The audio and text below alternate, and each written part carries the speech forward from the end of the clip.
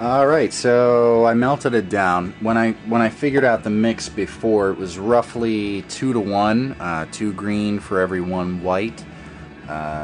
It's not exactly that, but this is close. It's very close.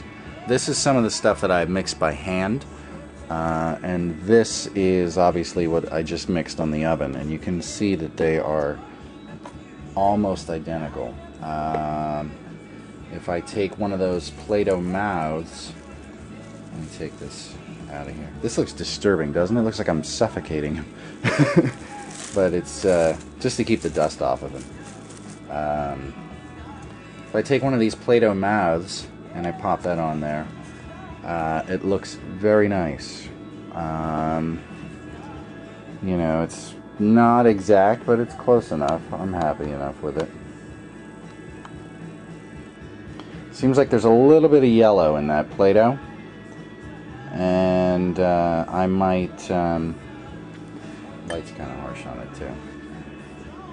I might play around with this mix a little bit, you know, maybe a little bit of yellow, maybe a little bit more green, but it's much easier to do it this way than doing it by hand, obviously. And a thing to keep in mind also, this is still a little bit warm.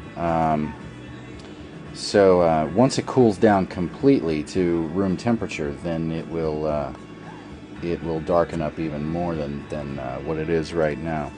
But yeah, it's just a double boiler. So you take a cheap little aluminum pan like this, and fill it up with your clay once you've decided on what kind of mix you're going for, like how much percentage-wise of each color to mix together.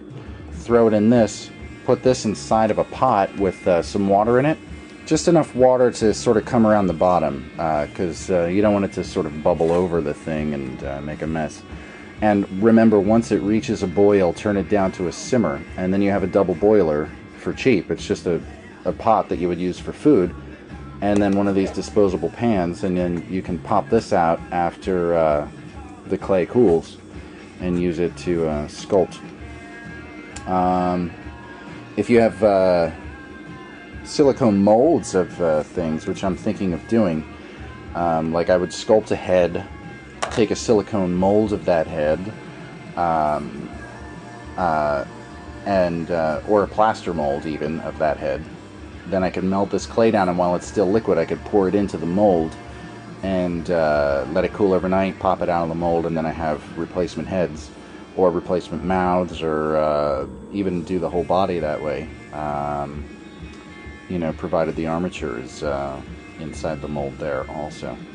And yeah, it's just